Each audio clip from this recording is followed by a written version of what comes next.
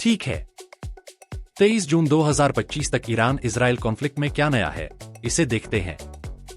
सबसे पहले cease fire की खबर। पूर्व अमेरिकी राष्ट्रपति डोनाल्ड ट्रंप ने अनाउंस किया कि ईरान और इजराइल ने 12 दिन के वॉर को रोकने के लिए एग्री कर लिया है।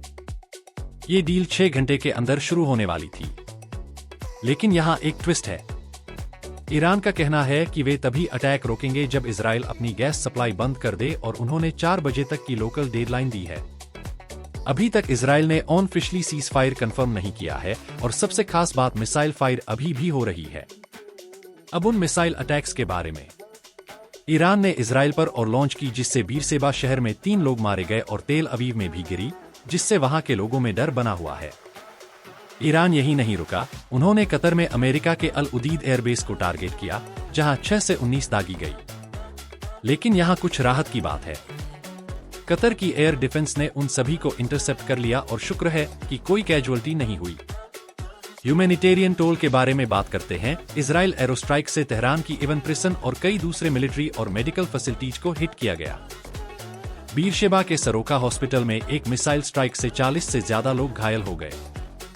यह एक दुखद रिमाइंडर है कि इन कॉन्फ्लिक्ट्स में अक्सर सिविलियंस को ही सबसे ज्यादा कीमत चुकानी पड़ती है। दुनिया चुपचाप नहीं बैठी है। यूनाइटेड नेशंस, रूस, चीन और यूरोपियन यूनियन सभी अर्जेंटली डीएस्केलेशन की मांग कर रहे हैं। इस बीच यूके, फ्रांस और जर्मनी जैसे देश अपने डिप्लोमेट्स और सिटीजन्स को रीजन से निकालने में लगे हैं। ग्लोबल अर्जेंसी रियल है। ये सिर्फ एक लोकल लड़ाई नहीं है, इसने सबको परेशान कर रखा है। मिलिट्री फ्रंट पर ट्रंप का दावा है कि एक जॉइंट यूएस इजराइल ऑन, जिसका नाम मिडनाइट हैमर था, उसने ईरान की 3 न्यूक्लियर साइट्स को डिस्ट्रॉय कर दिया। इजराइल हिंट दे रहा है कि उसकी कैंपेन जल्द ही खत्म हो सकती है, लेकिन फाइनल कॉल वास्तव में इस बात पर डिपेंड करता है कि ईरान आगे कैसे रिस्पॉन्ड करता है।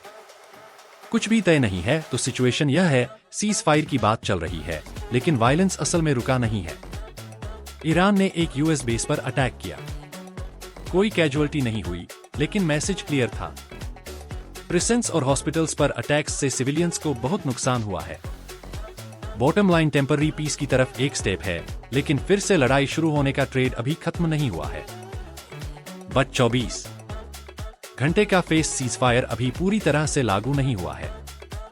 दोनों साइड्स अभी भी टेंशन में है, स्टैंड डाउन करने के लिए तैयार नहीं है। अगर आपको ये पूरा अपडेट एक क्विक पीडीएफ, एक वीडियो, स्क्रिप्ट या यहां तक कि एक सोशल मीडिया रील के रूप में चाहिए, तो बस मुझे बताएं। सीरियसली, बस कहें लेट्स गेट स्टार्टेड। बने रहें, क्यूरियस रहें, और मैं आपको अपडेट करता रहूंगा।